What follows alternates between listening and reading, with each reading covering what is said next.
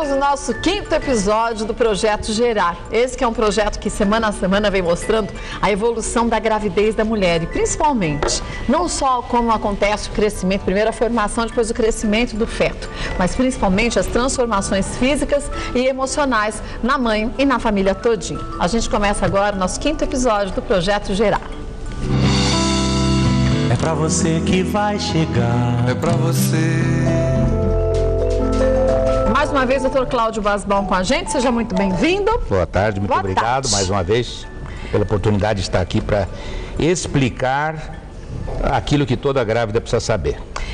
A gente falou no 4º mês de gravidez, semana passada, o quanto que a mulher se modificou e o bebê também. No 5º mês, esse é um processo também mais decisivo, principalmente para quem quer conhecer o sexo do bebê, a mãe que quer ter certeza se será um menino ou uma menina ou não, doutor? Olha, você falou em crescimento e realmente uma coisa que chama a atenção, ontem eu estava pensando, eu digo, gente, que coisa incrível, vamos falar amanhã sobre o 5º mês, ou seja, vivemos 4 meses. E de uma célula, Kátia, uma celulinha que foi produto de encontro de duas, hoje nós já temos uma pessoinha estruturada. Então, e o mágico é que não só esse crescimento, mas o aperfeiçoamento que vai ocorrendo em todos os sistemas do bebê. Então, o que chama atenção também nesse crescimento, olha só, mês passado, até terminar as 16 semanas, né, no 4º mês, o bebê, ele pesava 120 gramas. O que era um tiquinho de nada. Da cabeça até a nádega. Tinha quanto? Nada, ele tinha 16 centímetros. E de repente, nessas 4 semanas... 16 centímetros pesando 120 gramas? Sim, e olha o pulo que ele vai dar. Ele vai passar para 25 centímetros e vai pesar, ao final do 5º mês, ele vai pesar já a metade do que vai ter, vai ter o tamanho que ele vai ter no final da gravidez. O bebê nasce com 50 centímetros. Então ele já vai ficar com 25 centímetros. E quanto de peso? 360 gramas. 25 centímetros. Ele dobra de um mês para o outro, ele triplica no tamanho. Nossa. Exatamente. Então é fantástico essa aceleração do processo. Depois o que vai ocorrendo é o aperfeiçoamento de toda essa estrutura básica que foi e que eu gostaria que paulatinamente contar para vocês um pouquinho do que vai se passando tanto na mãe quanto no bebê. Mas se a gente tem um crescimento tão rápido assim no 5º mês, do começo ao final do 5º mês, o corpo da mãe, ele precisa estar preparado para esse crescimento, para oferecer para o bebê uma quantidade maior de nutrientes? Sim. A mãe, que é esta nave, a mãe fornece essa nave extraordinária, que é o útero e esse grande laboratório que é a placenta e esta bolsa fantástica da bolsa das águas, onde o bebê vive em imersão. Então, para que comporte este crescimento, é preciso que as fibras musculares do útero, elas se distendam. Então, você vai ver que esse útero cresce cerca de 60 vezes o que era no início de uma gestação. Quando aquela celulinha entrou, ele vai crescer 60 vezes em 9 meses. Né? Então, se a gente pensa que de um mês para o outro o bebê triplicou, imagina você de um mês para o outro, Kátia, ter 3 vezes a sua altura. Pensou? Meu Deus do céu, não passa aqui. Mas exatamente, então veja, isto acontece com o bebezinho do 4º para o 5º mês, do fim da 20ª semana. Então, e a mãe, o útero vai distendendo, o líquido paulatinamente vai crescendo, para que esse bebê fique em imersão, protegido dos impactos e recebendo tudo que vale a pena, tudo que precisa e levando de volta para ser depurado na mãe, através da placenta.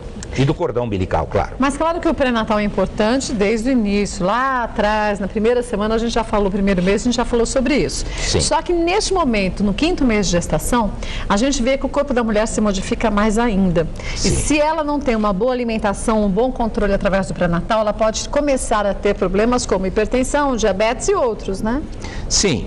O que a gente tem que estar atento, veja, o padrão de um pré-natal, eu digo, e já falei aqui, não é? A mulher vai ao médico sem estar doente. Há um aforisma que a gente diz, gravidez não é doença. Não é.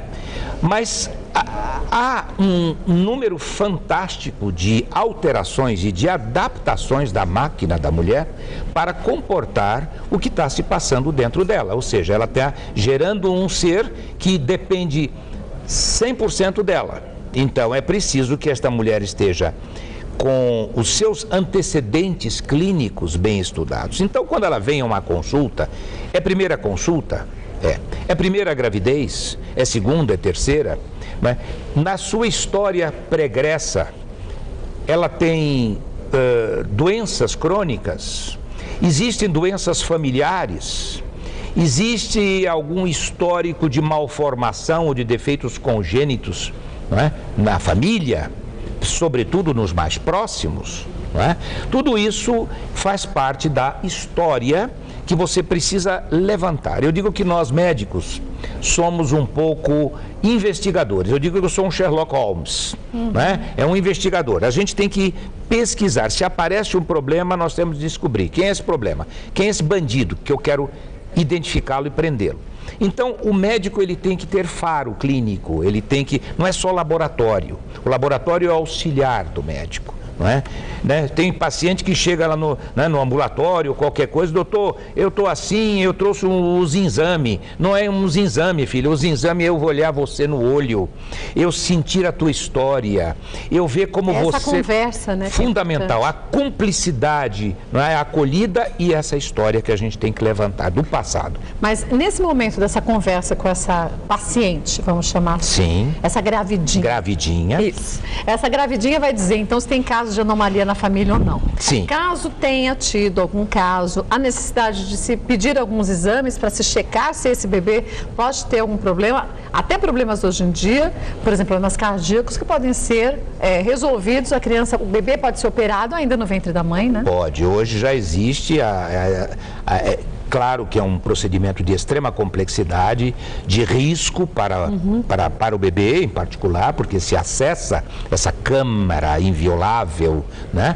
que seria a bolsa das águas, mas é importante que todas as gestantes devem, já desde o início, passar por um exame que eu considero muito importante, né, que já foi abordado aqui, que é a ultrassonografia, o exame morfológico.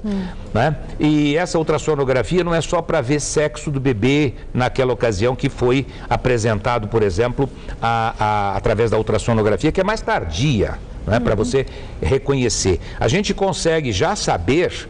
Eu vou fazer aqui um parênteses, né? Já que estamos falando sobre exames e uma coisa mais precoce, já a partir de 8 semanas, 9, eu já tenho meios de saber o sexo do bebê. Como? A partir de 8 semanas? Sim, porque existe um exame chamado sexagem. A sexagem é exatamente a capacidade que nós temos hoje de reconhecer o sexo do bebê. Não vou dizer 100%, que a unanimidade é burra, dizem, não é? Então, o que se passa? O que se passa é que você consegue, a partir de 8 semanas, com 99,9%, e sobretudo à medida que você chega mais para 9, 10 semanas, aí é 99 pontos, para não dizer 100%. Mas aí é um exame sanguíneo? É um exame sanguíneo, você colhe sangue na mãe, chama sexagem fetal, né? Então você colhe na mãe. Ora, a mãe, claro, mãe é mulher. Mulher não tem na sua carga genética, né, cromossomas masculino. Não, porque ela é mulher. Ela é mulher. Ela é, do ponto de vista cromossômico, aí é um pouco mais complicado, mas enfim. A mulher é XX, tá? O homem é XY. Muito bem. O Y, que na verdade é um bracinho do cromossoma mais curto, por isso que ele parece um Y, não é? É o que caracteriza o masculino. Muito bem. Ora, portanto, no sangue da mãe não pode ter nada de história de fator Nenhum masculino vestígio. circulando dentro dela. Se tem um menino. Se tem um menino. Exatamente. Então, o que se passa? A partir da 8ª para a 9ª semana, muito embora a quantidade de célula sanguínea do feto para a mãe seja extremamente reduzida, é muito pequena, não é? A ponto de não sensibilizar a mãe, né? Entretanto, pode passar fragmentos exatamente do cromossoma X, do cromossoma Y. E no momento que passa, que eu faço o exame de sangue através de biologia molecular, eu reconheço, tem ali Y, ela está gerando um bebê do sexo masculino, e isso já desde muito cedo. É uma curiosidade que eu acho importante que a gente levante. Então, essa é a sexagem fetal através desse DNA e da biologia molecular. Mas e os outros exames? Os outros exames, o que a gente vai ver? Se uma mulher traz no seu histórico familiar uma doença genética, eu devo fazer exame. Qual é o exame? O morfológico do primeiro trimestre. Esse exame morfológico, ele vai permitir que nós reconheçamos em torno da 13ª semana, 12ª semana, alterações que não poderiam estar presentes e que configuram um rastreamento. Eu vou fazer um rastreamento, né? Eu não posso dizer que esta mulher tem um defeito genético, mas eu estou rastreando através do ultrassom, da ultrassonografia, melhor dizendo, e através de alguns exames de laboratório, que são proteínas alfa, proteína associada à gestação, o beta-HCG, detecção do osso nasal, por exemplo. O osso nasal, ele tem que aparecer numa determinada fase, que é essa 13ª, 12ª semana. Ora, se não tem osso nasal, já se sabe que a ausência disso, ou pelo menos a não visualização disto, mostra a incidência, a possibilidade de síndrome de Down, não é? E de outras patologias, de outras malformações. A mais conhecida é exatamente o que chamava-se de mongolismo ou a síndrome de Down. Então você vai ver o osso nasal, você vai ver uma coisa que se chama translucência nucal. O que é a translucência nucal? No bebê, na nuca, nessa mesma fase desse trimestre, 11, 12, 13 semanas, se faz. E você tem um espessamento na prega da nuca do bebê, que é vamos dizer, um edema, um inchaçozinho que é fisiológico. Ele não pode ter mais do que 2,5 milímetros. Se tiver? Se ele tiver mais de 2,5, no máximo 3, e a gente já começa a farejar, é outro elemento de rastreamento que vai dizer: olha, quando existem malformações, quando existe possibilidade de malformação cardíaca, síndrome de Down e tantas síndromes, que a gente fala Down porque é o mais comum, não é? Esse exame nos diz, é preciso complementar e é preciso investigar mais. E aí nós vamos para a punção, para o estudo do cariótipo, ou seja, a carga genética do próprio feto, através da punção da bolsa, não é? Para avaliar. Mas no caso da punção da bolsa, não corre o risco da mulher perder o bebê? De começar ali uma contração? Sim. Se não só isso, é um exame invasivo. Porque se fura, né? Quando você quer fazer o estudo para a detecção de uma alteração genética, você parte daqueles exames não invasivos, como eu já falei. Ultrassonografia, basicamente, já nos dá o estudo bioquímico. Mas se eu venho com uma agulha, seja por via vaginal, seja por via entrando na bolsa das águas e coleto o material, ou mesmo mais aprofundado no risco de uma cordocentese. Que cordocentese? Puncionar o próprio cordão do bebê. Tem isso? Alto risco, para você colher células. É perigoso, porque você vai furar o cordão. lá E dentro. para que se faz isso? Aí é quando você já tem vamos dizer assim, quase uma certeza que você vai à busca de uma malformação e que você precisa ter a certeza, enfim, no próprio bebê, que você já tem, você detecta no ultrassom, você fez o cariótipo e você vai ver se esse bebê está sofrendo gravemente através da cordocentese. Mas essa malformação, uma vez que se sabe que existe uma malformação, que se sabe que mais ou menos que tipo de malformação é essa? Sim. Se a mulher quer dar continuidade à gravidez, de qualquer forma, tenha o bebê o que for, ela não Sim. precisa fazer isso e colocar em risco, precisa? Eu sempre discuto isso com ela. Você tem toda a razão, isso é uma coisa que em nosso meio, inclusive, é complicado. E não tem certo e errado. Vai da mulher, do porque marido. se você faz um exame que ele no seu rastreamento, ele não diagnosticou, ele vai indicar a punção, não é? No qual eu vou encontrar a alteração cromossômica do feto.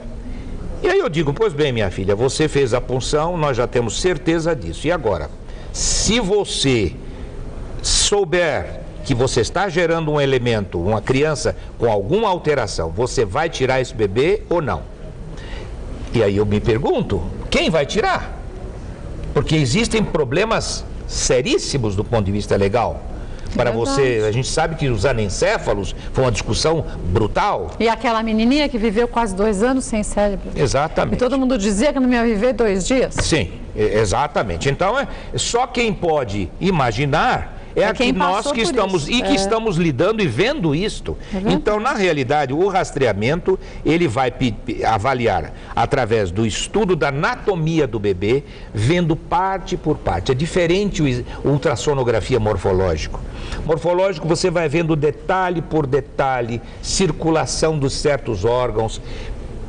Ponto por ponto é descrito no exame, que realmente leva no mínimo 2 ou 3 vezes o tempo, requer equipamento especial e profissional habilitado para fazer. Não é um ultrassonografista comum, tem que ser alguém que tenha noção de medicina fetal. Aí sim, ele vai descrever, vai estudar o fluxo do sangue em certas artérias, vai descrever os detalhes anatômicos do bebê e vai naturalmente medir, fazer a translucência nucal, pesquisa do osso do nariz e assim por diante, não é? Então, uma vez diagnosticado, é feita a punção. A punção, sim, pode provocar cerca de 1% de aborto. E se ela for mais tardia na amniocentese, pode até ser mais, 1 a 2%. Ora, se é em mim a noção de risco estatístico é secundária. Porque se acontecer comigo é 100%. Comigo eu sou 100%, acabou. Então eu vou arriscar, se no rastreamento houver fortemente sugestivo, não quer dizer que ela tenha um problema genético. Não é 100%, mas eu indicaria sim a punção nesses casos. E por isso que é importante essa relação tão profunda entre médico e pacientes. Eu digo pacientes, porque não é só a gravidinha, mas é o marido, que acaba também entrando nesse processo, que é muito importante, de decidir o que vai ser feito. Sem dúvida. Né? Porque... a cumplicidade, eu digo que quando eu recebo uma grávida, o casal na minha frente, eu digo, estou sendo convidado para estar presente na festa de chegada do vosso bebê. E eu vou cuidar de você, com parceria, com cumplicidade, sendo realmente, eu digo assim, vocês são minhas filhas únicas no momento que eu estou cuidando de você durante um processo que vai durar não só os 9 meses, mas o período de amamentação também. É verdade. Bom, volto porque agora a gente vai falar sobre os sintomas que a gestante tem que ficar atenta para que, caso ela tenha, para ela saber direitinho como é o procedimento que ela deve ter e que atitude deve ter em relação ao médico. Volto rapidinho. Tá bom. Se você quiser fazer alguma pergunta, pode também, viu? mulheres@tvgazeta.com.br. A gente está falando hoje do nosso 5º episódio do Gerar. E eu lhe perguntei quais são os problemas que a mulher pode ter nessa fase, o que atenção ela deve ter a pequenos sangramentos e o que pode acontecer que é um sinal que algo não está bem nessa gestação, doutor. Olha, 2 coisas você acabou de comentar que é interessante, eu estava discutindo. Enfim, varizes. Começa a poder haver uma dilatação pela estase.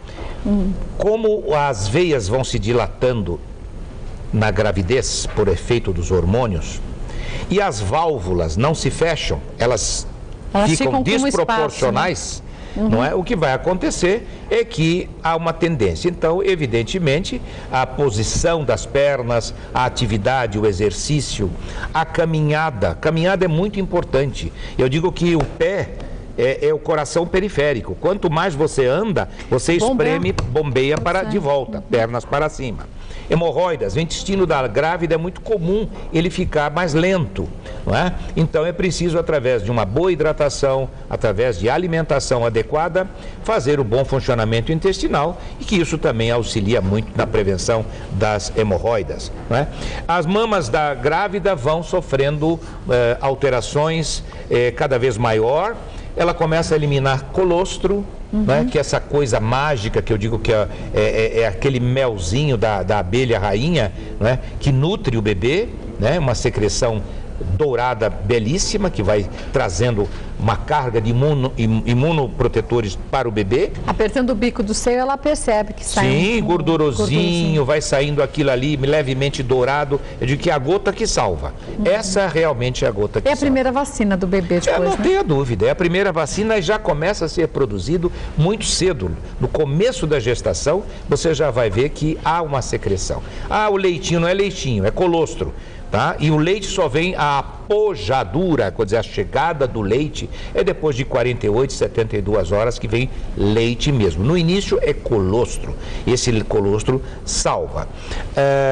Também outro aspecto é importante nesse colostro, porque o bebê nasce com mecônio. O que é mecônio? Mecônio, o bebê está sempre engolindo o líquido amniótico, que eu já te falei, e células vão descamando do intestino dele.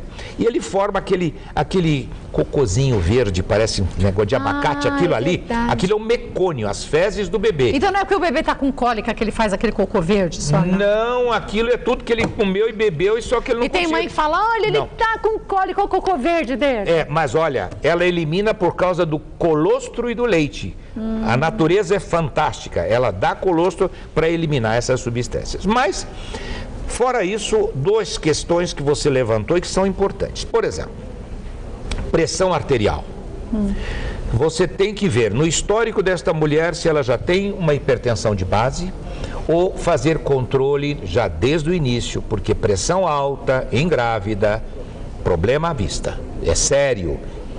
Pode criar problemas de descolamento placentário, óbito fetal, hipertensão, levando a um estado gravíssimo que é exatamente a hipertensão gestacional, síndrome da hipertensão gestacional. E aí você pode agravar-se com convulsão, levando a pré-eclâmpsia e eclâmpsia. A diferença entre uma e outra. Se a mulher começa a inchar as pernas, começa a ter escotomas, visão turva, cefaleia brusca, não é? Retenção hídrica, os exames já vão mostrando, um exame de urina mostrando alguma alteração. Meça a pressão arterial todas as consultas. A consulta é o aspecto geral, como é que ela está, se ela come bem, se ela dorme bem, se a vida pessoal dela está em harmonia, se ela não tem grandes queixas. Somos apenas parceiros fiéis para atendê-la mensalmente, no mínimo 7, 8 consultas do pré-natal. Sabe que o Ministério da Saúde, 6 consultas já é considerado insuficiente, falta de assistência pré-natal. E a diabetes? Diabetes, ou se ela tem antecedente familiar, se ela já apresentou algum histórico, ou se não, dosagem de açúcar. Então, além da avaliação clínica, medida do útero, Papa Nicolau, se tem secreção, exames. Quais são os exames? O hemograma. Completo. Faz o hemograma para ver se tem algum foco, algum desvio, alguma alergia. Muito bem. Pesquisa de doenças, como, primeiro, se ela está imunizada da rubéola, se ela não tem positividade para lues é sífilis. A sífilis está voltando, é preciso não esquecer e tem que tratar. E pode cegar o bebê na hora do parto, meu Deus do céu, é dramático. E você tem tempo de tratar, por isso esses exames têm que ser feitos logo no começo. Porque depois que ela entrar nessa fase dessa visita agora do 5º mês, você não trata mais o Lues. Não serve. Então, penicilina em alta dose, com boa orientação, né? Pesquisa já falamos da Lues, toxoplasmose, que vem através dos alimentos crus, carne. Por isso que eu digo, não coma carne, faz a dosagem de toxoplasmose. Se ela não está com toxoplasmose sensibilizada com nada, ela não tem defesa, eu vou repetindo, porque ela mexe, se ela tiver cachorro, se ela tiver gato, entendeu? Tudo isso pode ser elemento transmissor de toxoplasmose que vai levar a problemas fetais, que aqui não há tempo da gente explicar detalhes, mas cegueira, malformações tipo retardo mental e outras coisas mais relativas a esta doença. Agora, o diabetes pode causar os super bebês, aqueles bebês com 6 quilos que a gente vê, as pessoas falam, nossa, que lindo, um bebê de 6 quilos. Terrível. De lindo não tem nada. De lindo nada. Os bebês gordos, não é? Esses bebês de 6 quilos são mais frágeis do que os prematurinhos de 1,5 kg. Eles são muito frágeis. Essa alteração vem da alteração metabólica da mãe e a gente tem que estar atento se há antecedente familiar, se existe um histórico de diabetes nela, você tem que ir controlando através de testes para ver se ela tem uma hemoglobina glicada alta, mostrando que ela tem a possibilidade de desenvolvendo, fazer no começo e repetir em torno da 26ª semana como é que ela vai indo. Tem médico que não pede. Ah, eu já fiz dosagem de açúcar no começo. Não deixa, filha. Peça para o seu doutor pedir, como dessa consulta nunca que seria. É demais. Não, tem que fazer. Porque aí é quando sensibiliza e o diabetes gestacional se transforma presente. A gente tem um desenhinho dessa época, do 5º mês de gestação, para te mostrar. Desenhinho é bom, né? A gente tem uma ilustração. Dá uma olhadinha aí, ó, de como o abdômen da mulher, o quanto que o útero se modifica no 5º mês, né? Bonito, né? Olha lá, olha que o nenenzinho vai se desenvolvendo, como ele vai crescendo aí nesse ritmo tão grande, e ele flutua nessa bolsa que protege ele não só contra os impactos, mas que dá a temperatura. Você sabe que nessa fase, né, que a gente está vendo aí, paulatinamente, o bebê, ele está, eu digo que ele está nessa nave espacial, ele é um ETzinho. Então, é como aqueles astronautas que dão cambalhota porque ele não tem gravidade. A mulher tem gravidez, mas ele não tem gravidade. Então, o que vai acontecendo? Ele dá cambalhota, ele flutua e nasce já para proteger a pele uma gordurinha secretada pelas glândulas sebáceas, que é o vernix, que protege. Já pensou? Tanto tempo mergulhado na água, não é? Poderia ficar todo engelhadinho, não fica. Não fica, por isso. Não é? Então, olha que lindinho. Que espetáculo que é isso. Esse bebê aí, ele já tem, não é? O vernix, que é essa gordurinha que protege. Ele dorme.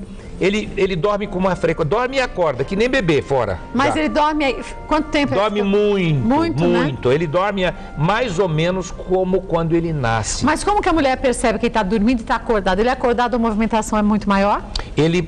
Quando ele está acordado e hiperestimulado, sem dúvida, mas ele pode se mover, porque o movimento que o bebê faz é ainda incoordenado, ele não tem uma lógica. Os músculos estão crescendo, o aparelho, o sistema nervoso vai se desenvolvendo, vai se aperfeiçoando, e aí o que vai acontecer é que passa a ter uma lógica o movimento dele. E é curioso, porque os músculos vão ficando mais fortes e, ao mesmo tempo, com o exercício que ele vai fazendo dentro da água, fortalece mais, vai se preparando e aí ele chuta mais o movimento de bracinho, de perninha, não é? Mas nessa fase a mulher já consegue sentir, porque depois, quando o bebê já está maior, a gente sente. Sim. Parece que é o cotovelo, o calcanhar, principalmente quando enfia embaixo da costela. Na verdade, não enfia embaixo da costela. Mas machuca. É um músculo. Mas parece que enfia. É um músculo que vai distendendo. É porque o senhor nunca teve um dentro do senhor se esticando de manhã. Mas olha, Cátia, eu vou dizer a você, eu acompanho grávida há tanto tempo que eu já sei o que é cólica menstrual. Você já está até grávida. Estou meio meio grávida, a menstruação nem vem mais. Mas, então, realmente é curioso como a gente... Como diz que o psiquiatra tem que enlouquecer com o paciente, eu engravido com a paciente. Mas o bebê, ele já está nessa fase que nós estamos falando de 20 semanas, de 17, 18, 19, 20, ele já tem uma lanugem nos braços, ele já começa a ter gordurinha embaixo da pele que ainda é transparente, a pele é muito fininha, já começa a aparecer mamilinho no menino e na menina. As glandulinhas mamárias já estão presentes no final dessa fase desse 5º mês, não é? E o líquido amniótico, ele vai crescendo. Você sabe que em meia hora ele troca 1/3 desse líquido. Em meia hora? Em meia hora. Nossa. Em meia hora esse turnover é fabricado pelos pulmões do bebê, fabricado, como já mencionei, pelos rins do bebê.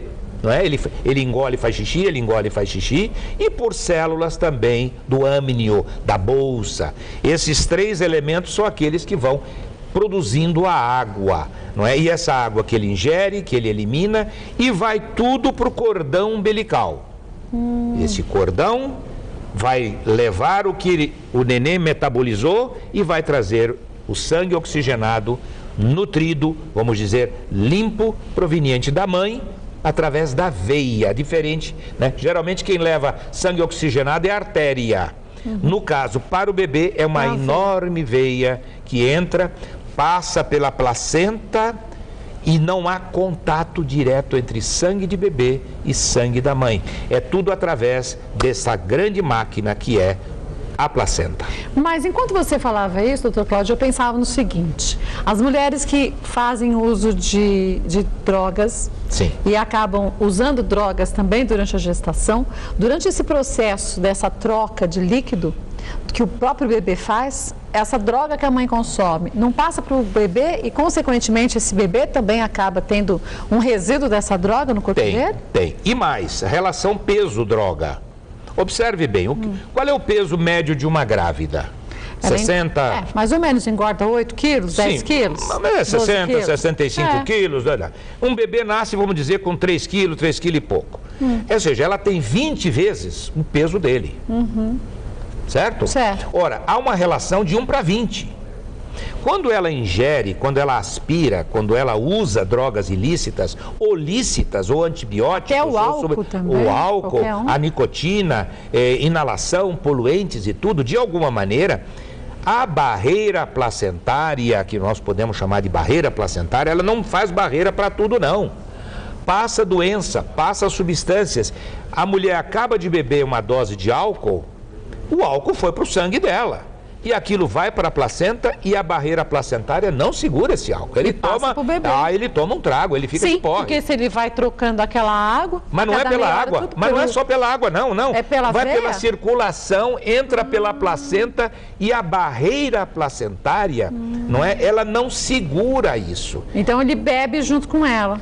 De certa maneira, não é que ele bebe no líquido. Mas ele bebe pelo sangue. É o sangue que veio da mãe, passa pelo cordão umbilical... Chega no cordão umbilical, vai entrar no bebê, filtrado, mal filtrado, neste caso, pela placenta. Sim. Né? Porque a placenta é uma esponja de vasos, muito finos, é uma rede vascular impressionante, que faz as trocas, não é?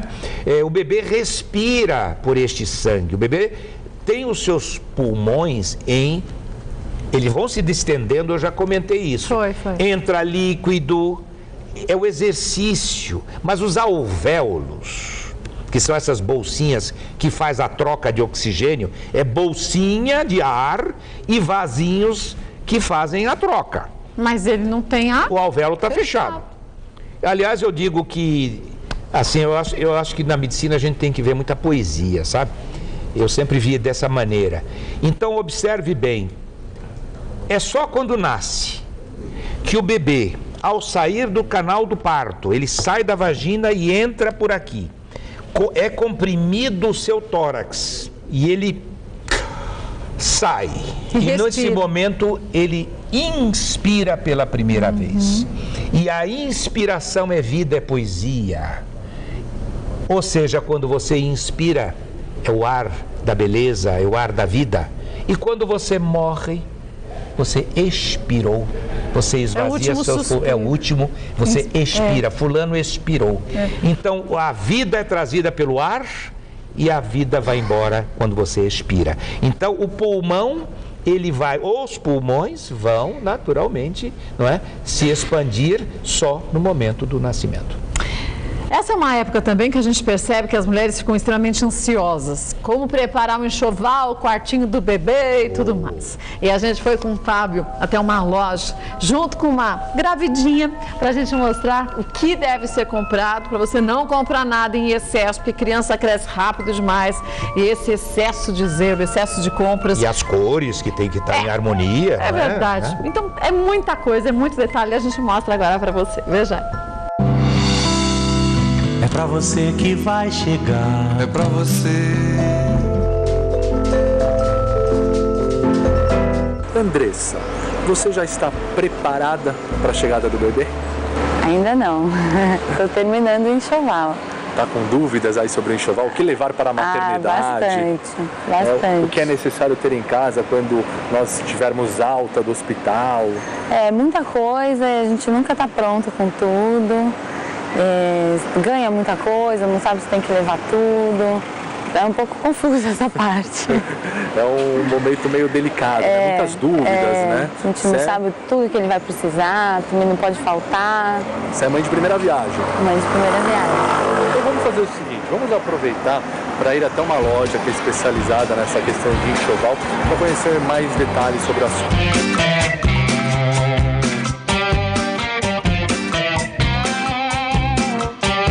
Explica pra gente o que é necessário ter em casa. Se nascer no calor, você vai precisar de bastante banho de sol.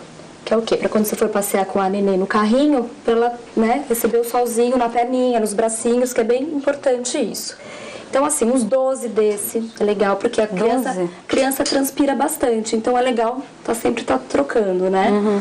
E isso é de 0 a 3 meses. 0 a 3 meses. Perde rápido, né? Perde Mesmo super. assim, é necessário ter 10, 12 unidades como essa? Sim, é legal sim ter. Tá? Aí aqui, se caso tiver calor. Agora, se caso tiver meia estação, um pouquinho mais friozinho, você pode usar de manga comprida, né? Então, são os macacõezinhos que servem até para a criança dormir também. Com o botãozinho na frente, né? Porque como a criança dorme com barriga para cima, então para não machucar as costas, é sempre interessante ter os botões na frente, tá? Também a mesma coisa, uns 12, esse é legal ter, né? Agora, tem que ter uma roupinha também mais bonitinha para sair, né? Então, assim, para passear na casa da vovó, né? Então, é legal, assim, ter uma roupinha mais chique, né? Um vestidinho, um sapatinho, aí pode colocar uma meia calça, ou então uma meia soquete. Roupãozinho de banho também serve para várias ocasiões. Depois do banho, depois numa piscina. Você tá com tudo isso de roupa em casa já? Ainda não. Você sabia que precisava de tanta roupa? Não, tem que sair correndo para comprar mais. E ao mesmo tempo que precisa de tanta roupa, o bebê perde muito rápido as roupas. Perde muito rápido. Então, assim, lógico que nos primeiros meses é legal ter de 0 a 3 meses. Mas depois, logo, quando começar a crescer, já tem que comprar de 4 a 6. Depois dos 6 aos 9 meses, né? E depois começa de 1 ano até uns 3 anos. Não vai parar de comprar roupa nunca mais. Não vai parar nunca mais.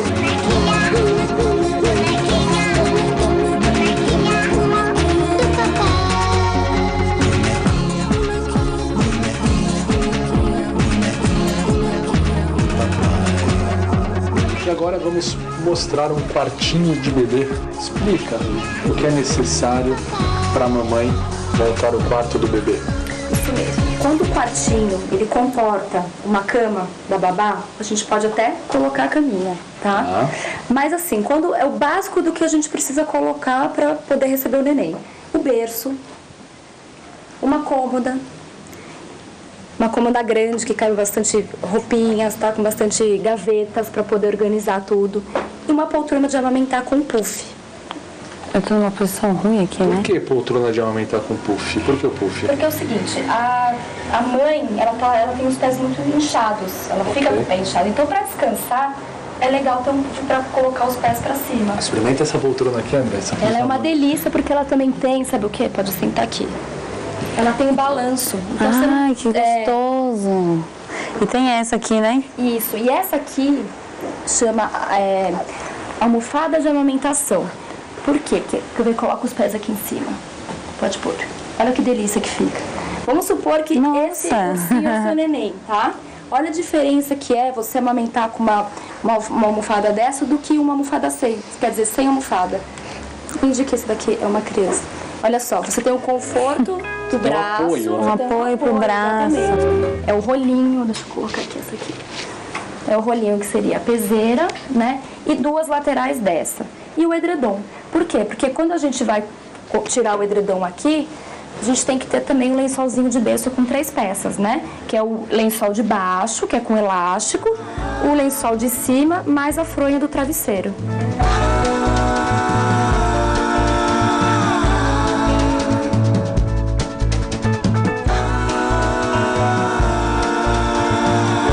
Falamos agora da cômoda. É muito interessante deixar a cômoda perto, assim como se fosse mesmo no meio, né? Do berço e da poltrona. Por quê?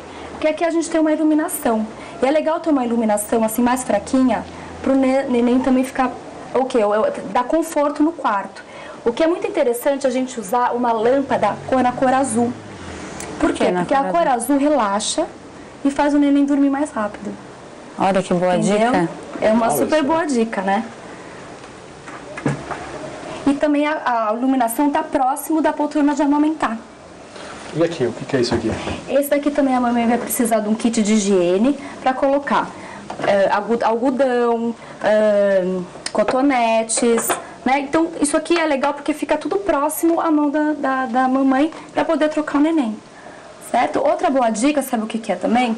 É você ter, porque assim, todos os trocadores, eles têm esse plástico, entendeu? Impermeável. Impermeável, exatamente. E para o neném não ficar com contato diretamente no plástico, a gente usa o quê? O cueiro. Então, o cueiro, ele tem um toque macio, né? E a mãe pode até colocar assim, olha. Como se fosse um protetorzinho também, mais macio, e coloca o neném para poder trocar. Boa sorte para você. Obrigada. Espero que de alguma maneira a gente tenha ajudado a esclarecer as dúvidas sobre enxoval.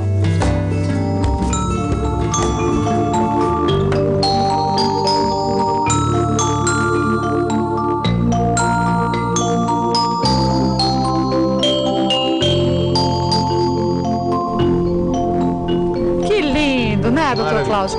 E quando a gente assistia a matéria, o doutor Cláudio Basbal me dizia que nessa fase também, do 5º mês de gestação, a pele do bebê, o senhor tinha falado da quantidade de gordura, que ainda é pequena embaixo. Mas que foto é essa, doutor? Então, isso aqui me encanta, porque, para você ter ideia... Deixa eu tirar aqui. Tira o úterozinho daqui. Vamos lá. Isto aqui é uma prega de pele, mostrando as impressões, essa impressão digital. Já começa, então, gotinhas de suor, o vernix, que é essa gordurinha, né, o vernix caseoso, que protege o bebê das temperaturas, mantendo, além da gordurinha debaixo da pele, não é? O vernix lubrifica a pele do bebê, não é? Protege, para não ficar de molho 9 meses dentro d'água. Mas estas impressões, o curioso é o seguinte... Desde a 10ª semana de gravidez já dá essas marcas, e aqui já o bebê já tem unha no 20ª semana. Já tem unha? Já tem unha, mas eu trouxe essa foto porque é para mostrar a impressão digital. Que tem a marca para sempre, única, exclusiva de cada pessoa, desde a 10ª semana. A natureza da 10ª a semana? Marca definitiva da pele. Então, isto é impressão digital de um bebê, que com 20 semanas já está claramente identificado, com unha na ponta dos dedos, e esse bebê já tem muita sensibilidade para praticamente bem desenvolvido o seu sistema nervoso. E os 5 sentidos do bebê vão se apurando mês a mês? Paulatinamente. A partir de agora, vibrações, sons altos, ele já, vamos dizer, responde. A audição mais nítida é a partir do 6º mês, que nós vamos conversar na próxima vez, mas o bebê já a essa altura dos acontecimentos, Os olhinhos ainda estão fechados. Ainda não abrem. Não abriu, ele está com o olhinho fechado ainda. Ele está mais ou menos assim. Olha lá. Não é isto? Isto é como ele está. E vocês vão ver que este bebê ainda está com os olhinhos fechados, só abre na altura do 6º mês. Que será a nossa próxima semana, o nosso 6º episódio do nosso projeto Gerar. Exato. Acompanhe direitinho os outros episódios do Gerar através do nosso site. A gente já tem o 1, o 2, o 3 e o 4. Acho que amanhã, depois de amanhã, já tem o 5º também, que foi o de hoje. Acesse o site www.tvgazeta.com.br/mulheres, clique em vídeos e você vai ter a oportunidade de assistir os outros episódios do nosso Gerar. Querendo contato do Dr. Cláudio, vou passar para vocês o site, que é www.claudiobasbaum, vou soletrar o Basbaum, basbaum.med.br. E aí você tem um pouco mais de informações sobre o Dr. Cláudio. Obrigada mais uma vez. Até a próxima semana, foi um viu? prazer. Muito Sempre obrigado. meu. Obrigado. Que gostoso, né? E o melhor, a gente não só ficar sabendo das alterações no corpo da mãe, do bebê, mas tanta curiosidade, né? Não sabia que tinha tanta coisa assim, a gente esquece, né? Quer dizer, nem se detém a detalhe das unhinhas, da pele, da quantidade de gordura para proteger a pele. Muito legal.